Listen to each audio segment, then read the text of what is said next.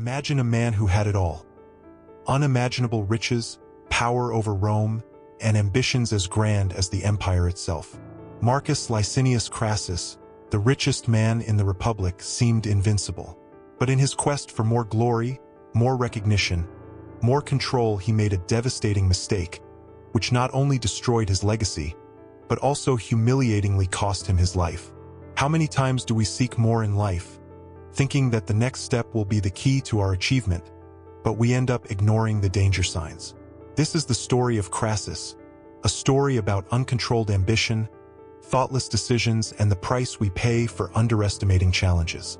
If you've ever felt like your ambition has gotten you into difficult situations, or worried that a single mistake could tear down everything you've built, this story will resonate deeply with you. More than a historical account, it is a powerful lesson about the dangers of going beyond one's limits and, more importantly, how to prevent this from happening to you. Stay with me and discover how Crassus' fatal mistake turned one of Rome's most powerful men into a tragic example, and what we can learn from his rise and fall. Before we start, tell me, have you subscribed to the channel yet? Because this is just the first in an epic series about the Roman world, full of details and curiosities that you won't want to miss. Imagine a bustling Rome, where the white marble of the mansions contrasted with the dirty streets packed with commoners. It was a world of extremes, absurd wealth for some and crushing poverty for others. It was in this scenario that Marcus Licinius Crassus was born, around 115 BC, into one of the oldest and most respected families in the city.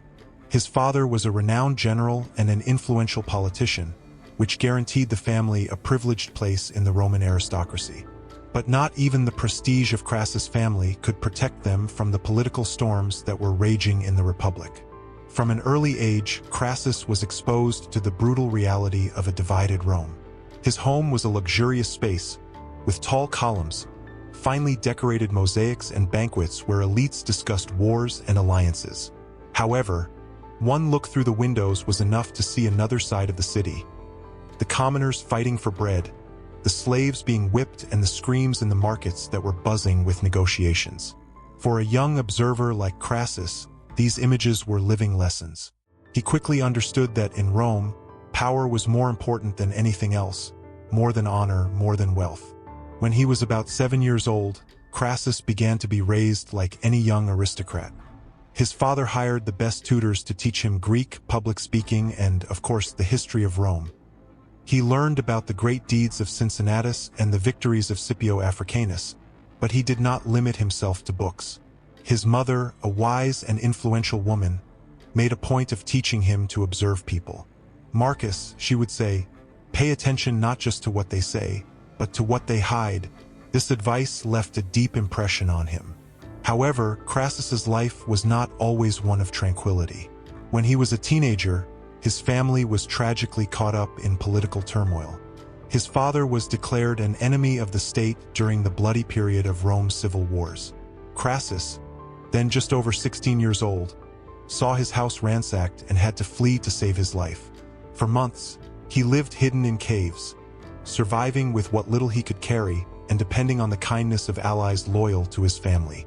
This period was crucial in shaping the man he would become. While in exile, Crassus learned something that no tutor could teach him: the value of patience and strategy.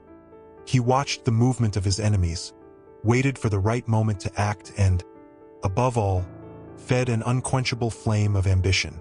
He swore to himself that he would never be vulnerable again. If I needed to use politics, I would. If he needed riches, he would accumulate more than anyone else. And if he needed allies, he would learn to manipulate them. When he finally returned to Rome, Crassus was a young adult, but already with a mentality beyond his years. He understood that the path to the top was arduous and dangerous, but he also knew that he had something that few possessed: the ability to wait and the determination to achieve. And so, with an ambition shaped by childhood pain and the desire to never be defeated again, Crassus took his first steps towards history. His education was much more than the books and speeches his tutors gave him. She came from the streets, from intrigues, from betrayals, and from the lessons she learned by observing the power games of the most powerful city in the ancient world. Imagine Rome on the brink of chaos, plunged into a fierce civil war, where alliances changed like the wind and no one was truly safe.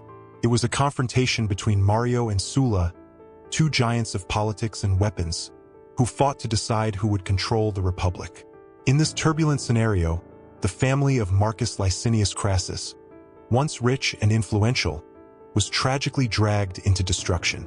Crassus' father, a respected general who had served Rome loyally, was a direct target in this bloody contest. He was an ally of Sulla, which made him a sworn enemy of the Marians. When Mario and his supporters took control of the city, the repression was brutal. Entire families were marked for death, property confiscated, and terror spread like an uncontrollable wildfire. The Crassus family was not spared.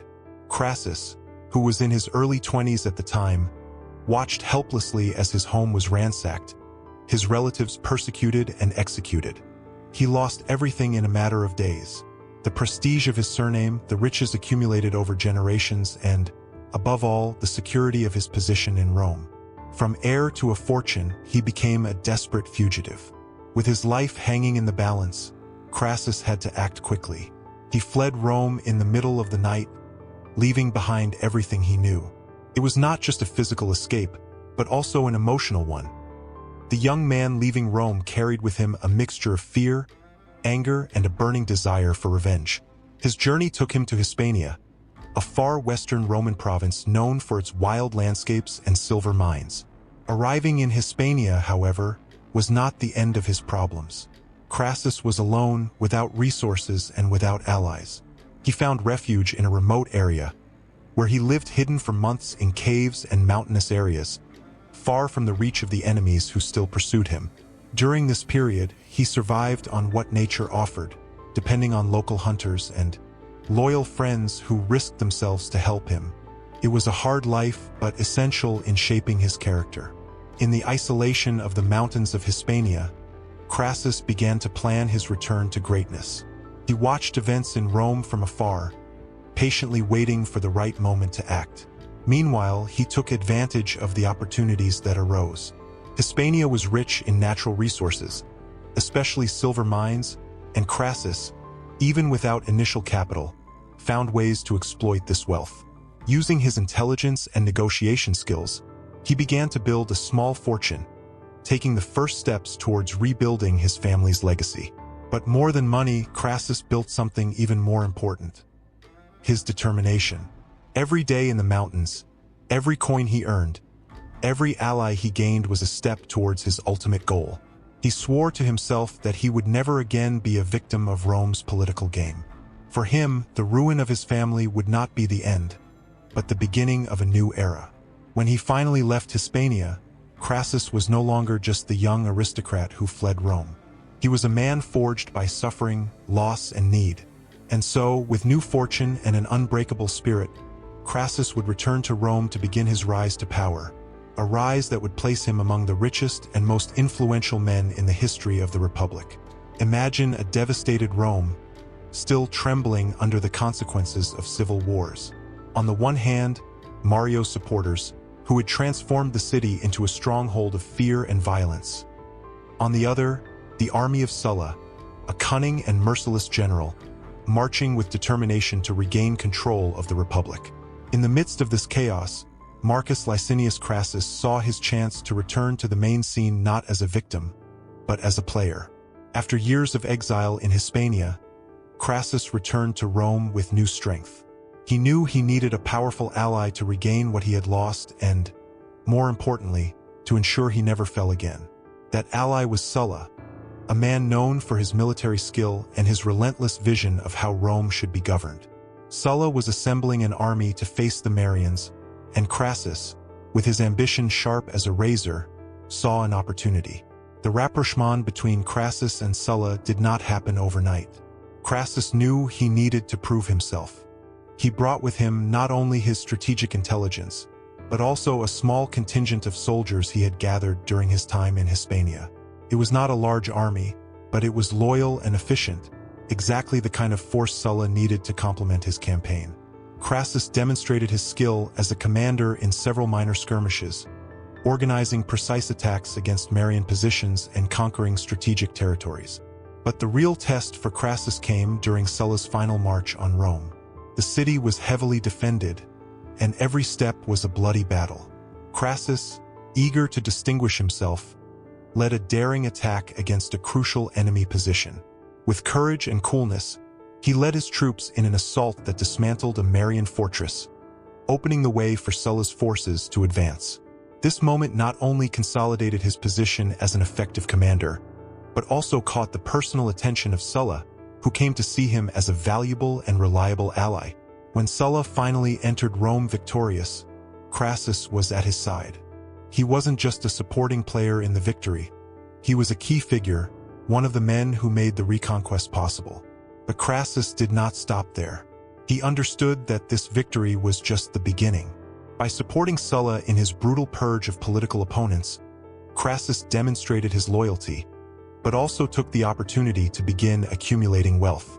During the confiscations of property from Sulla's enemies, Crassus used his cunning to acquire land and goods at ridiculous prices, creating the foundations of a fortune that would become legendary. While Sulla consolidated his power as dictator of Rome, Crassus continued to build his reputation. He was seen as a man of action, a strategist who knew how to play the political and military game masterfully. But most importantly, he was someone Sulla trusted, and in a Rome where trust was rare and precious, this was an invaluable asset. The alliance with Sulla was a turning point in Crassus' life. He went from a ruined young aristocrat to one of the most promising men in the Republic. But Crassus knew that the rise to power was a marathon, not a sprint. He took advantage of the victory, strengthened his position, and began planning the next steps in his journey. Because for Crassus, the reconquest of Rome wasn't just about helping Sulla, it was about paving the way for his own greatness. Imagine a Rome plunged into political chaos, where Sulla's victory brought order, but also a wave of terror. The streets were full of posters with the names of the feared proscription lists that condemned those who disliked the new regime to death. Entire families were stripped of their land, their property confiscated, and their lives destroyed. While many cowered in fear, Marcus Licinius Crassus saw this grim scenario as a brilliant opportunity to rebuild his fortune and solidify his position. Crassus's strategy was simple but brilliantly effective. During Sulla's purges, thousands of properties were put up for sale by the state at ridiculous prices. These were assets confiscated from those on the proscription lists, often aristocrats who previously owned vast wealth. For Crassus, this was fertile ground. He became a voracious buyer, snapping up land, mansions, and even businesses that others were afraid to touch. After all, associating with the goods of outcasts could be dangerous, but Crassus knew how to take risks. So, did you already know this story about ancient Rome? Tell us in the comments. I want to know what you think. The secret to his success lay in his ability to negotiate and his keen eye for opportunities. Crassus did not buy any property. He carefully chose those with potential for appreciation or that occupied strategic positions. He knew, for example, that land near Rome's markets or main roads could generate extraordinary profits. And so, he accumulated an impressive portfolio of real estate and assets that formed the basis of his colossal wealth. But Crassus did not stop at simple buying and selling. He understood that real wealth lay in the ability to transform and maximize the value of what he owned. If he bought a ruined mansion, he would renovate it, hiring the best architects and artisans to restore its splendor. He then sold the property at an exorbitant price to aristocrats looking for a status symbol. Whether acquiring land, investing in infrastructure to increase agricultural productivity, or building rental properties to serve Rome's growing population. Furthermore, Crassus used his growing fortune to consolidate his political and social power. He was a man who knew how to make allies. Many of the goods he purchased were later strategically redistributed, generous gifts to important figures who could help him in the future. With this, Crassus not only accumulated wealth, but also built a network of influence that would become one of his greatest weapons. However, their use of confiscated properties went beyond simple financial profit. It was a practical lesson in how to turn a crisis into an opportunity. While others lamented the loss of stability, Crassus saw the political game board as an open space for his ambitions. He had something few possessed: long-term vision and an almost calculated courage to take risks where others hesitated. And so, in just a few years, Crassus went from a young man who had lost everything during the civil wars to one of the richest men in Rome. He not only rebuilt his fortune but also put himself in a position where no one could ignore him. Each confiscated property he purchased was more than an acquisition, it was a step toward the absolute power he craved. This period in Crassus' life reveals not only his ambition, but also his strategic intelligence. He knew that in Rome, wealth was synonymous with influence, and influence was the key to controlling destiny. The man who bought properties at low prices was building something much bigger, the foundation of a career that would take him to the center of the Republic and make him one of the most unforgettable names in the history of Rome. Marcus Licinius Crassus was not content with just buying properties at low prices during Sulla's purges. He was a man driven by the ambition to build something much greater, a fortune that no one could match. To do this, he used his intelligence, strategic vision, and even a touch of boldness to transform his initial riches into a diversified financial empire. One of the secrets of Crassus' success was his ability to invest in promising areas. He began to expand his fortune with a business that few considered at the time: silver mines. Hispania, where he had taken refuge years before, was rich in natural resources, and Crassus knew that the trade in precious metals was a literal gold mine. He purchased mine concessions and used his skill to manage them efficiently, employing slave laborers to maximize production and ensure that every coin invested returned multiplied. But Crassus did not stop there. He soon realized that Rome's real estate was fertile ground for profit. The city was growing rapidly, and the demand for housing was immense. Crassus invested heavily in land and property, purchasing old, often dilapidated houses and renovating them with quality materials. He transformed these properties into true palaces for the elite, who were willing to pay fortunes for a luxurious and well-located residence. He also built simpler but strategically placed housing to rent to commoners and merchants, ensuring a steady flow of income. However, what really made Crassus stand out as a businessman was his creativity in exploring unique opportunities. He created a private firefighting service that, although controversial, was extremely profitable. Fires were a frequent problem in Rome, as the city was a jumble of wooden houses built close together. Once the fire started, it spread quickly, destroying entire neighborhoods. Crassus assembled a team of slaves trained as firefighters, and, instead of offering the service for free, he made it an opportunity for negotiation. When a fire started, he and his team quickly appeared at the scene, but before putting out the flames, Crassus negotiated with the property owner. He offered two options. The owner could sell the property to Crassus for a very low price, or watch his house be consumed by fire.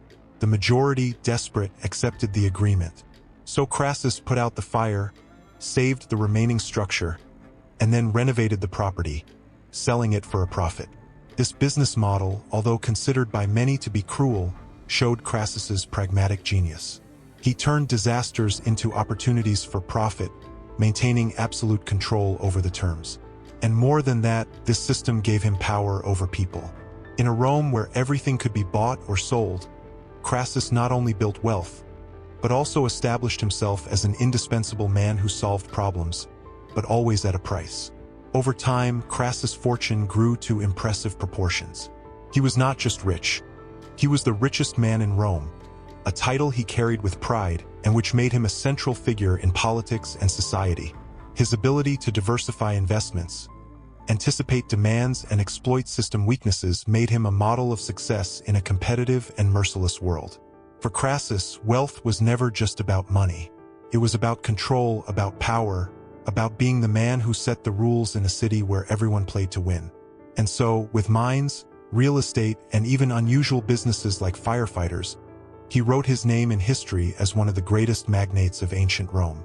In a Rome where wealth was power and influence was the most valuable currency, Marcus Licinius Crassus stood out not only as the richest man, but as a master at using his fortune to build loyalties.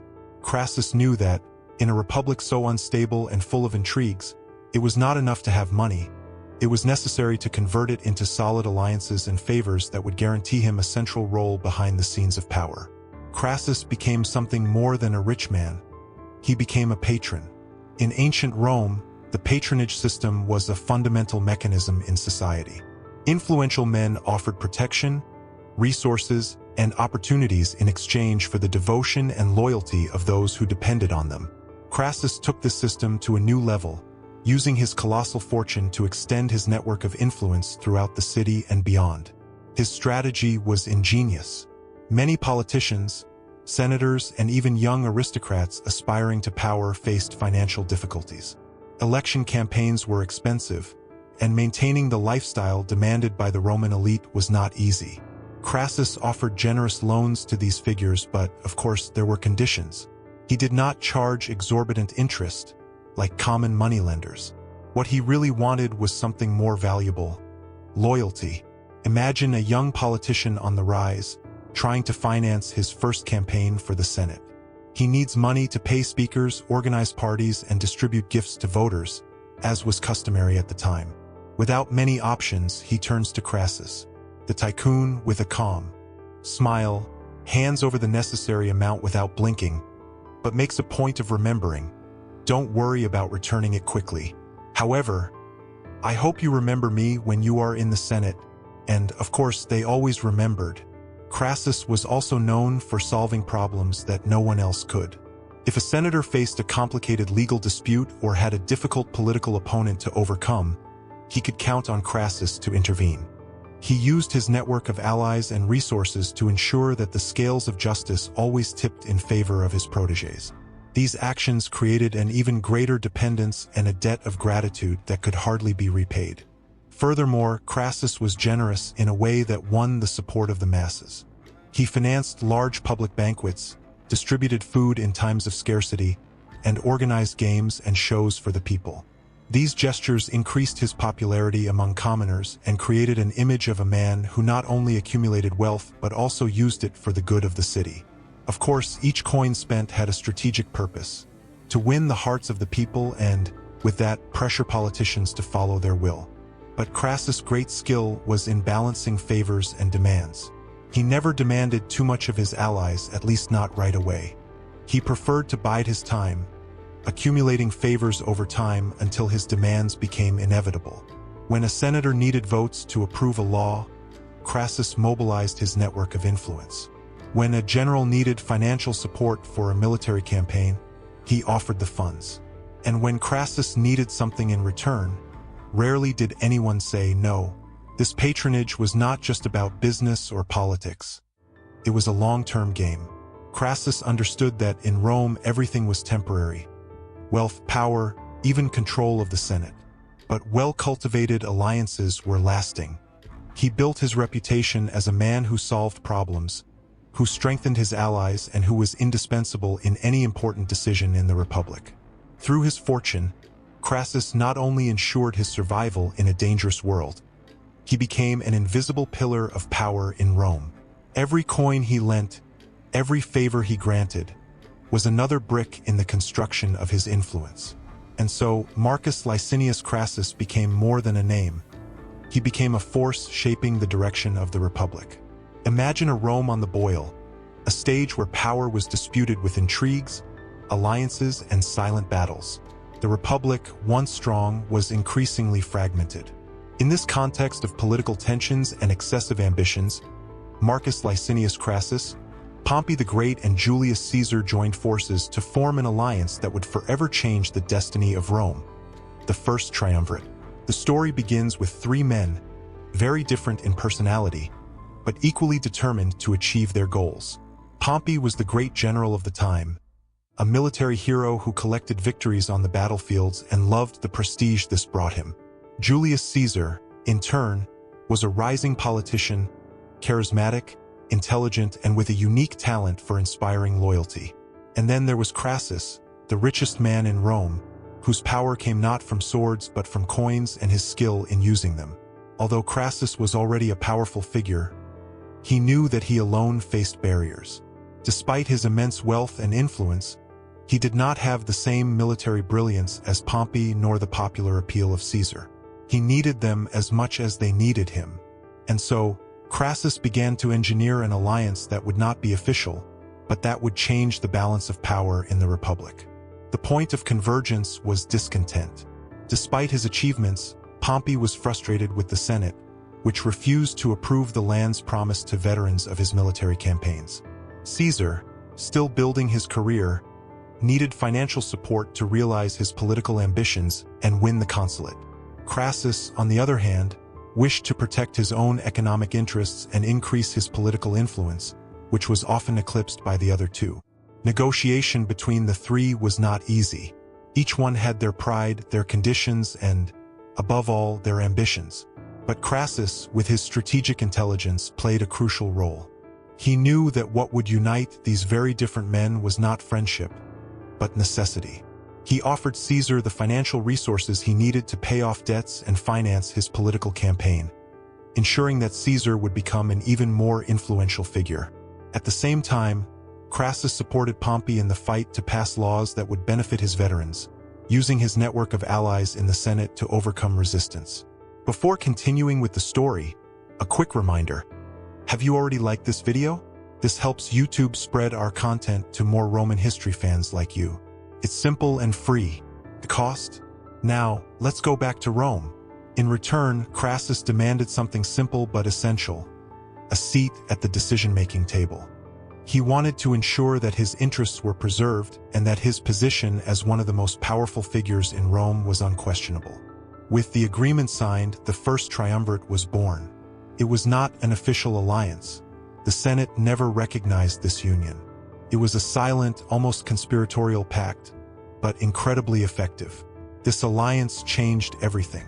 Together, Crassus, Pompey, and Caesar dominated the Republic, controlling politics, economic decisions, and even military campaigns.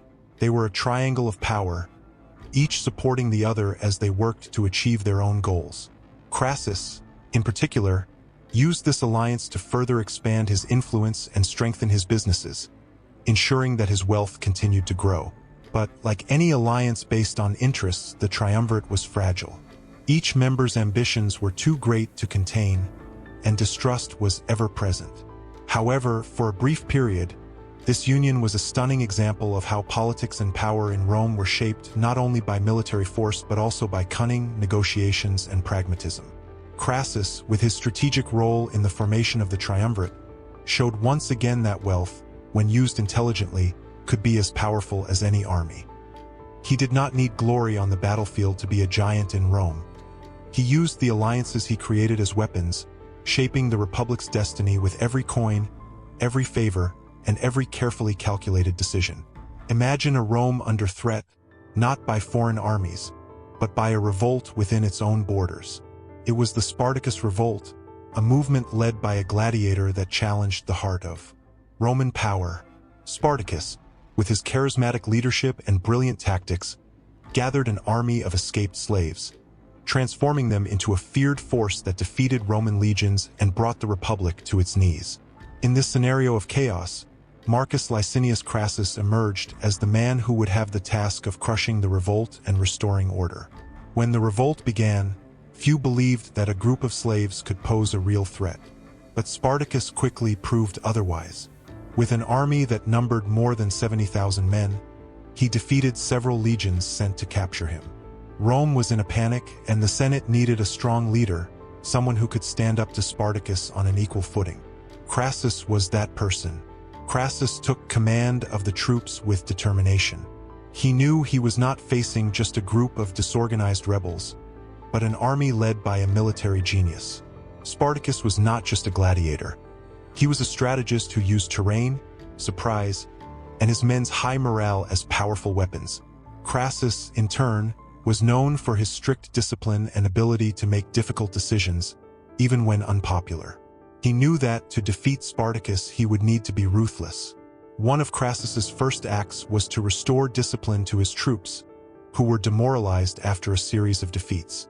He reintroduced the practice of decimation, a severe punishment in which 1 in 10 soldiers from a defeated unit was executed as an example. Although brutal, this measure sent a clear message. There would be no room for weakness under his command. Crassus needed an army that fought with courage and discipline, and he got just that. Crassus then began to pressure Spartacus with a calculated strategy. Instead of seeking an immediate direct confrontation, he used siege tactics to wear down the rebel army. He built a gigantic trench, reinforced with stakes, that cut off Spartacus' escape route to southern Italy. It was an impressive work, demonstrating not only Crassus' military skill but also his strategic patience. He knew that Spartacus and his men, now isolated, would face starvation and despair. But Spartacus was not an easy man to defeat. He managed to break the siege in a desperate moment, leading his men in a daring escape.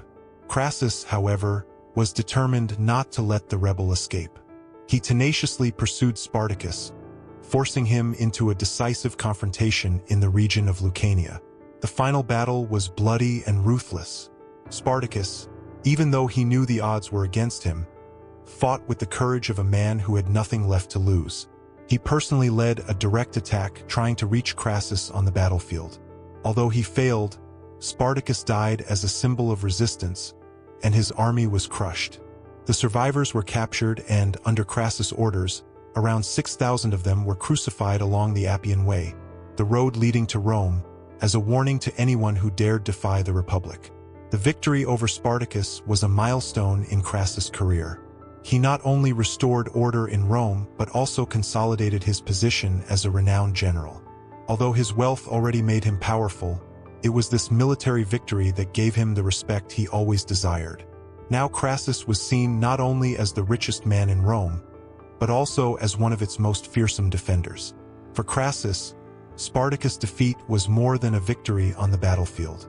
It was a testament to his ability to lead in times of crisis, to make difficult decisions, and to do what was necessary to protect the Republic. And so, the man who began his life as a ruined exile became one of the pillars of Rome, forging his reputation with blood, discipline, and an unshakable understanding of power.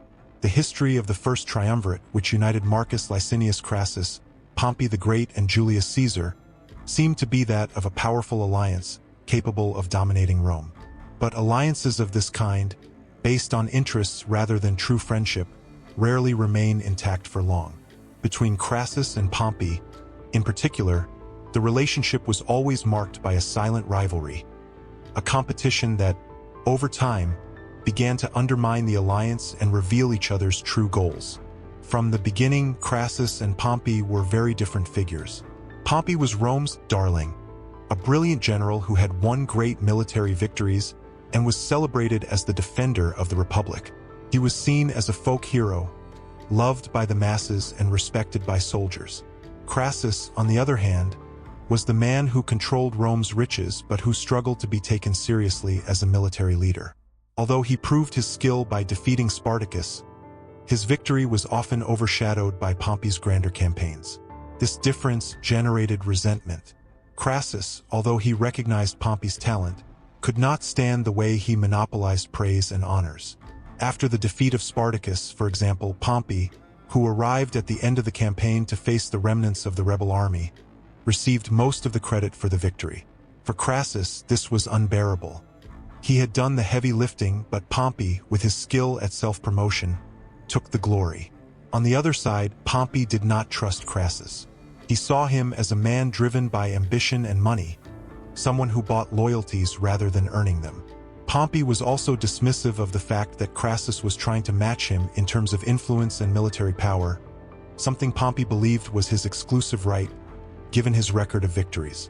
Within the triumvirate, the rivalry between the two manifested itself in a subtle but constant way. Although they maintained public appearances, each sought ways to surpass the other.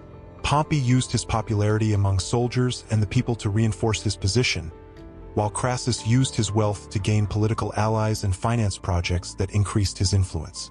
It was like a game of chess, where each move was carefully calculated to weaken the other without the alliance falling apart completely. One of the most tense moments in this rivalry occurred when the Senate offered Pompey special powers to deal with the pirates that ravaged the Mediterranean.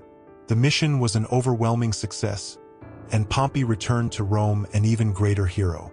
For Crassus, this was a blow. While Pompey accumulated military glories, Crassus continued to be seen as the money man, a shadow of what he wanted to be. Crassus tried to balance the scales by supporting Julius Caesar, the third member of the triumvirate, in his political rise. He generously financed Caesar's campaigns, helping him gain the consulship and eventually military leadership in the Gallic Wars. This support for Caesar was a strategic move by Crassus, a way to weaken Pompey by promoting a common rival. But even within this strategy, the tension between Crassus and Pompey was evident. When they were together, their interactions were cold, almost formal. They avoided direct confrontations, but the competition was always present, like an invisible current that pulled each one to opposite sides. This silent rivalry wasn't just a matter of egos. It was a reflection of their opposing visions for Rome. Pompey saw himself as the savior of the Republic, someone destined to lead through military strength and popular support. Crassus, on the other hand, believed that royal power came from wealth and political influence, and that he was the only one capable of shaping Rome for the future. Over time, this tension began to erode the basis of the triumvirate. What began as an alliance of convenience turned into a disguised battlefield, where every move by Crassus and Pompey was calculated to weaken the other. Although they were still united by their agreement with Caesar, the rift between the two was increasingly visible and inevitable. For Crassus, the rivalry with Pompey was more than a personal dispute. It was a fight for recognition, legitimacy, and power in a Rome that only respected the victors. And he knew that as long as Pompey continued to shine as the hero of Rome, his own ambition would always be in the shadow. This silent battle was just the prelude to a greater conflict, which would change the fate of everyone involved.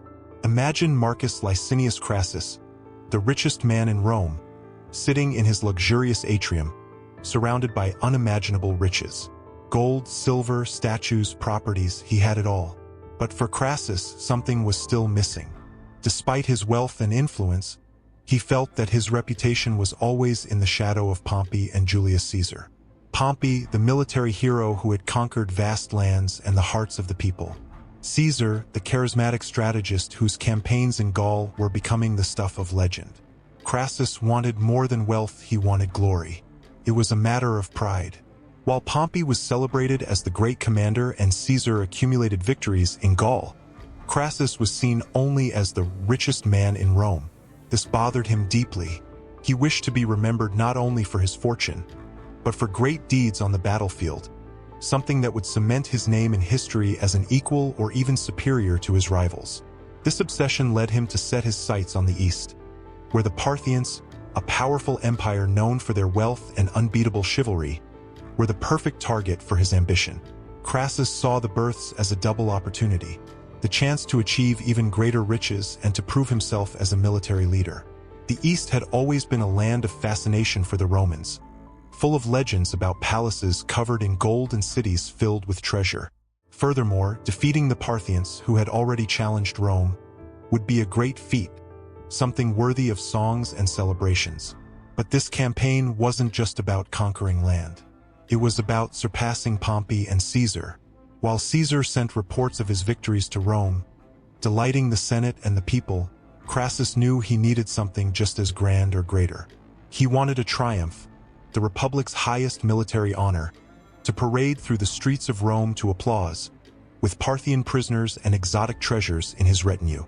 With this goal in mind, Crassus began planning his campaign.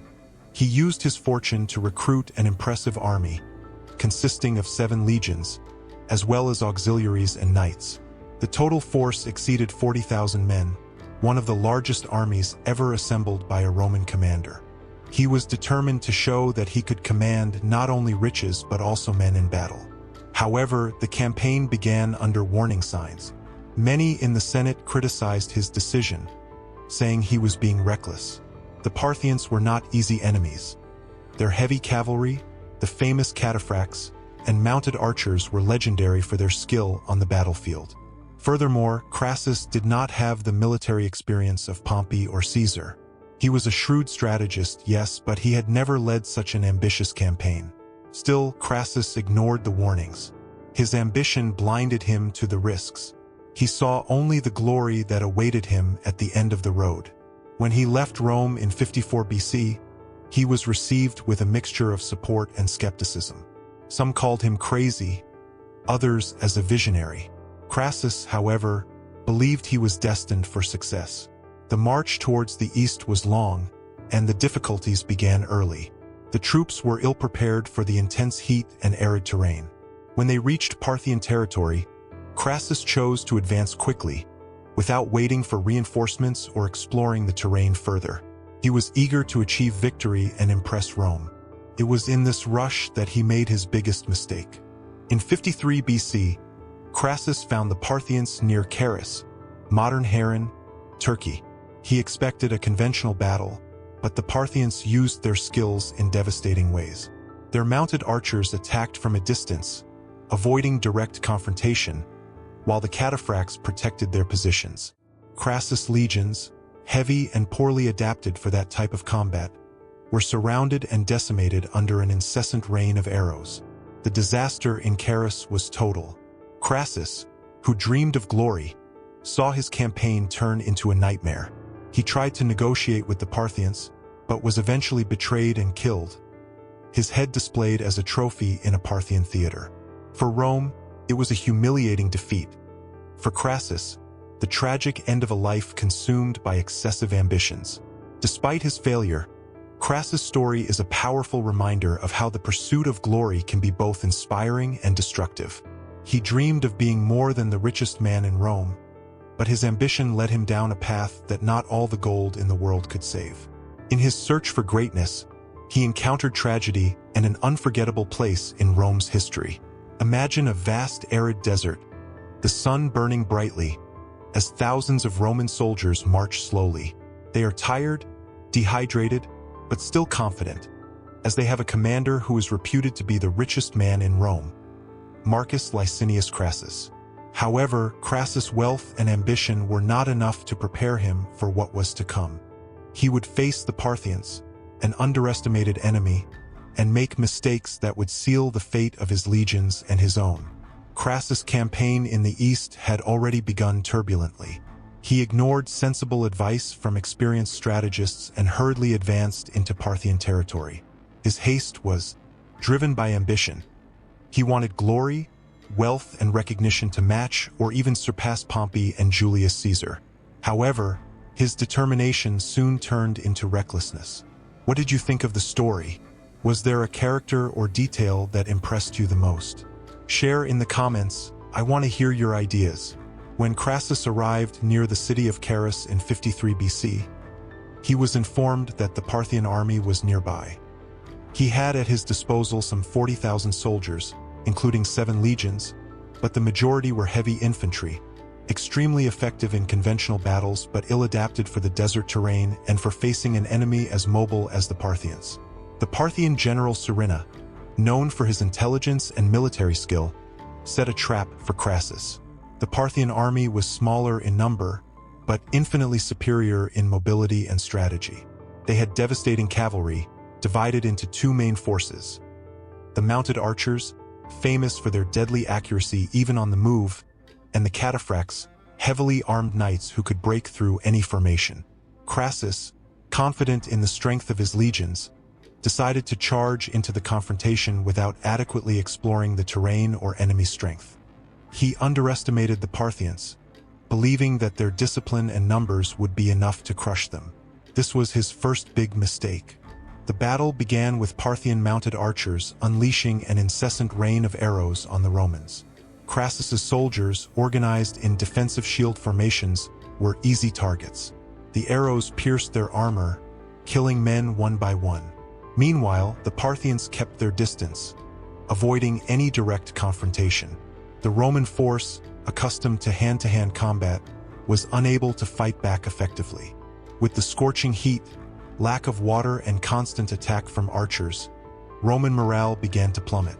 Crassus, instead of adapting his strategy, kept his troops in position, hoping that the Parthians would eventually tire or attack directly. That never happened. The Parthian army was disciplined and followed Surina's orders, slowly wearing down the Roman forces, like a lion circling its prey. As the hours dragged on, the cataphracts sprang into action. These heavily armed knights advanced against the Roman flanks, causing chaos and destroying any attempt at reorganization. Crassus realized that his situation was desperate. He tried to order a withdrawal, but it was too late. The legions were surrounded, disoriented, and completely at the mercy of the enemy. The defeat was complete. Of the 40,000 men Crassus led on the campaign, only about 10,000 managed to escape. Another 10,000 were captured, and the rest were killed on the battlefield. Crassus, humiliated and desperate, tried to negotiate with Surinna, but was deceived. During the peace negotiations, he was captured and brutally executed. According to some versions, the Parthians, in a symbolic gesture, poured molten gold into his mouth, a cruel reference to his insatiable greed. The Battle of Carus was not just a military defeat. It was a catastrophe that shook Rome and highlighted the limits of Crassus' ambition. He underestimated his enemy, ignored prudent advice, and placed his quest for glory above the well-being of his troops. In the end, his death and the disaster at Carus became a symbol of how recklessness and pride can destroy even the most powerful men. The story of Crassus at the Battle of Carus is a tragic but fascinating reminder of the consequences of underestimating one's challenges and overestimating one's capabilities. He wanted to be remembered as a conquering hero, but it turned out to be a bitter lesson for future generations. Imagine the battlefield after the devastating defeat at Carus. The desert winds blow among the fallen bodies. The scorching heat continues to punish the survivors, and the few remaining Roman soldiers are exhausted, blank-eyed, defeated not only physically but also spiritually. Among them is Marcus Licinius Crassus, the richest man in Rome, now stripped of his grandeur. However, even in the face of such tragedy, Crassus still hoped to save what was left of his army and, perhaps, his own reputation. Knowing that he did not have the strength to reverse the situation, Crassus received a message from the Parthian general, Surinna. It was a peace proposal. Surinna, showing his cunning, sent emissaries offering negotiation to end the conflict. He promised that if Crassus accepted, the remaining Romans could leave Parthian territory safely. For a leader in such a desperate position, it seemed a dignified exit. After all, saving his men and returning to Rome alive was the only alternative left. But what Crassus didn't know was that this peace proposal was a carefully planned trap. Surinna knew that by luring Crassus to a meeting outside the battlefield, she could complete the Roman commander's humiliation, destroying not only his troops but also his honor. The meeting was arranged at a nearby location. Crassus, hesitant, was convinced by his officers to attend. Many of those at his side saw this as their only chance of survival, and Crassus, probably overwhelmed by exhaustion and pressure, agreed. He left accompanied by a small entourage, with the hope that, perhaps, negotiation would bring an end to that nightmare. Upon arriving at the agreed location, Crassus found Surinna and his men in a great display of power. The Parthians were well armed, mounted on imposing horses, and showed no signs of disorganization or weakness. On the contrary, they seemed to be in absolute control. Crassus, on the other hand, arrived with few men, clearly at a disadvantage but trying to maintain a dignified posture. At first, the negotiations appeared civilized. Surinna was courteous, offering gestures of apparent goodwill. He assured that he only wanted to discuss the terms of a peaceful withdrawal. However, as the conversation progressed, the tone changed. At one point, one of Surinna's interpreters began to deliberately distort Crassus' words, turning his responses into insults against the Parthians. This created a tense and dangerous atmosphere. Surinna then did something unexpected. He offered a symbolic gesture, bringing a horse for Crassus to ride, as a sign of respect and as part of a peace ritual. But as soon as Crassus tried to mount, the Parthians seized him and overpowered him. His officers tried to react, but were quickly surrounded and killed. Crassus was captured, humiliated before his own men, and taken prisoner. The betrayal was complete. Surinna, in her strategic genius, not only defeated Crassus militarily, but also broke his spirit. He knew that destroying the figure of Crassus, the man who represented Rome's power and ambition, was more important than any victory on the battlefield. Crassus' fate was cruel. According to reports, he was taken to a public ceremony in Parthian territory, where he was executed symbolically. It is said that Surinna, to mock his insatiable thirst for wealth, ordered molten gold to be poured into his mouth, as a message that his greed had sealed his fate. Crassus's capture and death were not just a personal tragedy, were a blow to the Roman Republic. His defeat exposed the flaws in the excessive ambition and arrogance of a man who believed he could achieve everything with wealth and influence. More than that, it showed that even the most powerful Romans could be reduced to nothing in the face of an enemy who knew how to exploit their weaknesses. This betrayal marked the end of an era for Crassus and left a lasting lesson for Rome. Power, when misused, can lead even the greatest to ruin. And so, Marcus Licinius Crassus, who sought glory and immortality, found only tragic oblivion and eternal humiliation. Imagine the richest man in Rome, Marcus Licinius Crassus, now a humiliated prisoner, walking under the mocking gazes of his captors. He, who had once controlled unimaginable wealth, who had financed politicians and commanded armies, was now at the mercy of the Parthians, a people he underestimated. What should have been his greatest glory, the conquest of the East, became his greatest tragedy.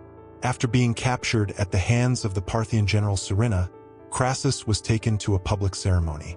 The Parthians were not only interested in defeating him militarily, they wanted his death to be a message to Rome, a demonstration that arrogance and greed had a high price to pay. And for Crassus, whose name was linked to both ambition and wealth, Surinna reserved a symbolic and cruel fate. The execution stage was carefully set up. The atmosphere was grand, as if the Parthians were putting on a play whose purpose was to humiliate not only Crassus, but all of Rome. Crassus was placed in the center, before an audience that included Parthian leaders, soldiers, and citizens, all curious to witness the fate of the one who had dared to defy their empire. His once imposing figure was now marked by defeat, unarmed, dirty, and visibly haggard. Surinna, in her ability to mix politics and theatricality, ordered that Crassus be treated as if he were still a respectable commander. He was placed on a makeshift throne and adorned with clothes that mocked the Roman style. It was a grotesque parody, a way of reinforcing the contrast between the glorious Crassus who had left Rome and the defeated man who was about to meet his death. Then came the moment that would go down in history as one of the most symbolic acts of revenge and humiliation. A vessel was brought in front of Crassus, and inside it molten gold boiled, shining with cruel irony. The scalding metal, which symbolized everything that Crassus stood for: wealth, greed, and power, would be used as his executioner. Reports say that molten gold was poured into his mouth, a deliberately symbolic act. The message was clear.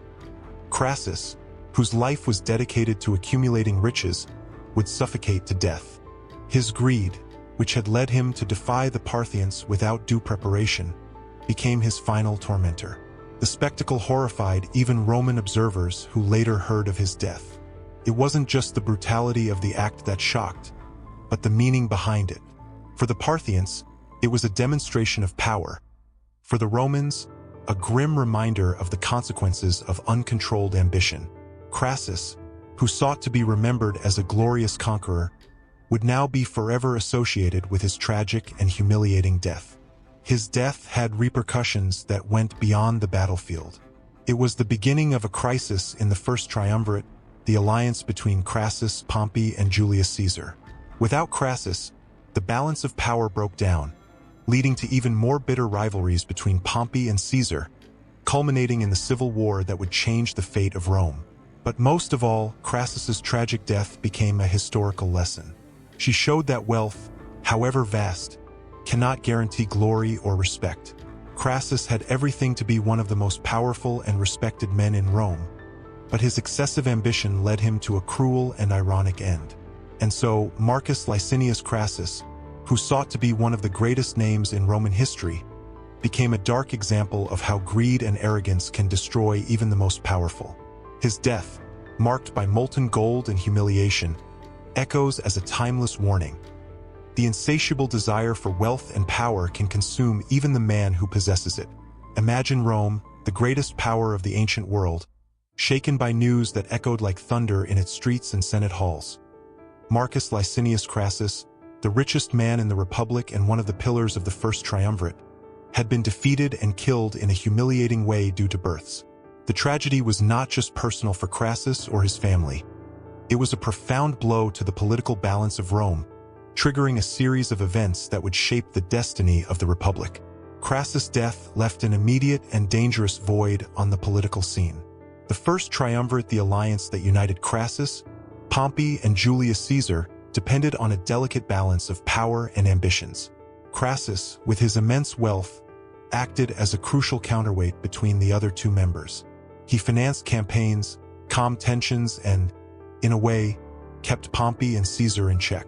Without him, the alliance began to fall apart.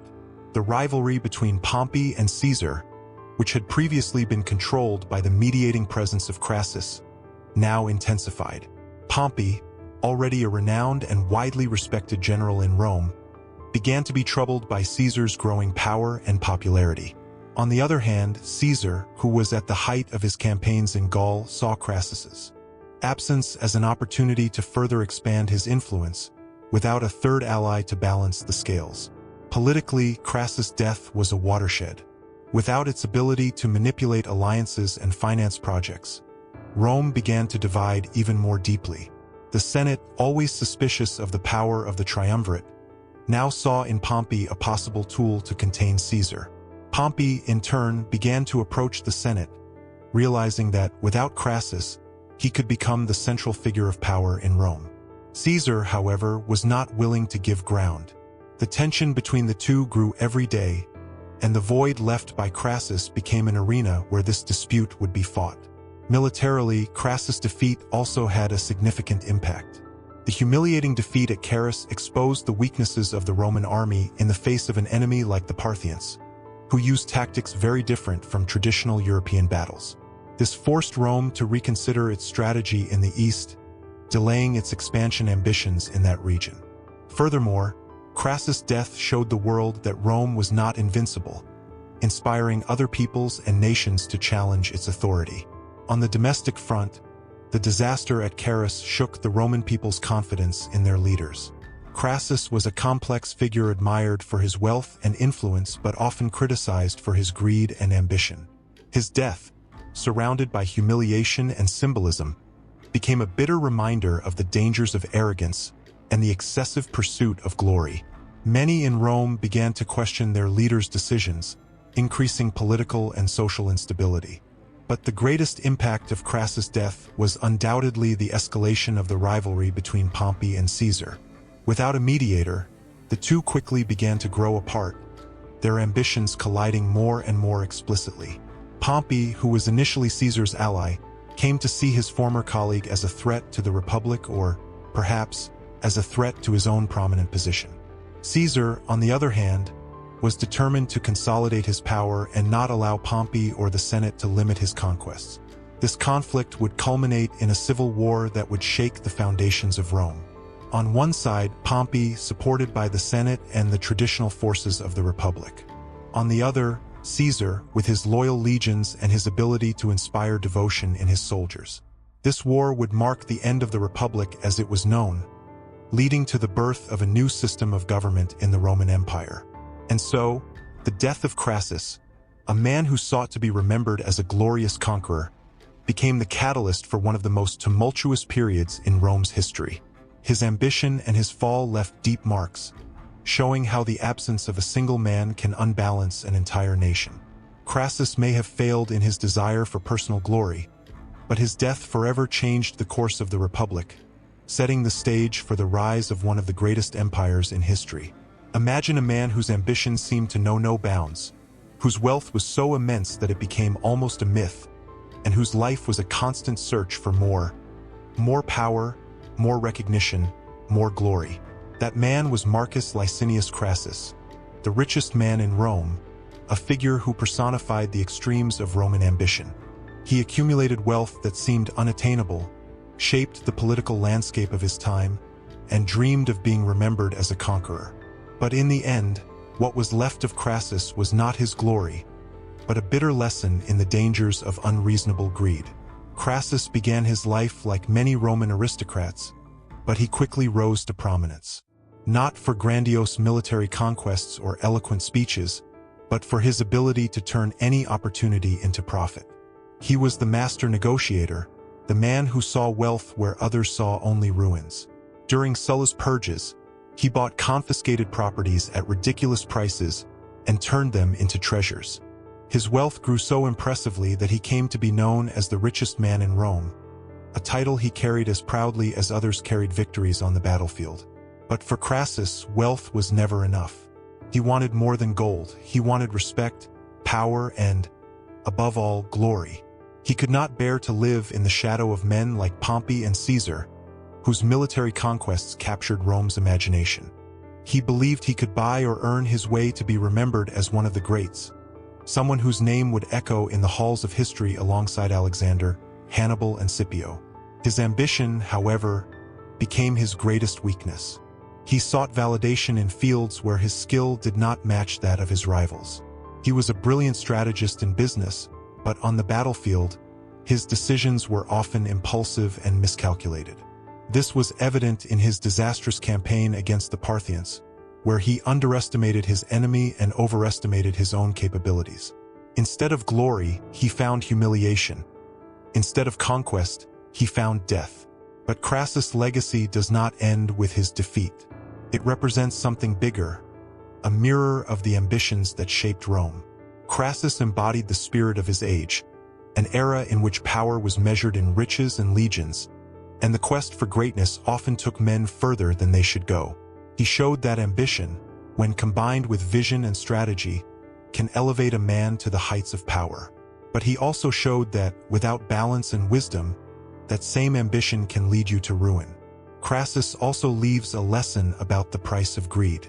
He had everything any man could want: wealth, influence, and a central position in the heart of Rome. But that was never enough. He wanted to be more, to be remembered as someone who transcended his wealth to become a hero. In his pursuit of that dream, he lost everything. And yet Crassus remains a fascinating figure. His life is a study in contrasts. A man who was both admired and despised, powerful and vulnerable, brilliant and reckless. He reminds us that even the greatest among us can be brought down by their own desires.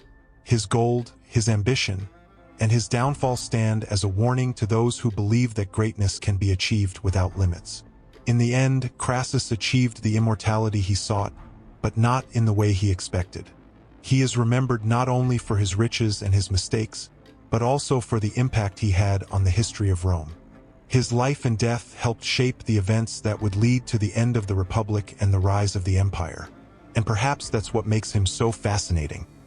He was a man who sought to control his destiny, but ended up becoming part of something much bigger. Crassus's legacy is, above all, a lesson in the extremes of human ambition. He shows us that the desire to achieve more can be both a force of creation and destruction, and that, ultimately, true greatness lies not in what we accumulate, but in the balance we find between what we want and what we really need. Thanks for watching this far. Have you already subscribed to the channel? Don't forget, because there are many more incredible Roman stories to come. See you in the next video.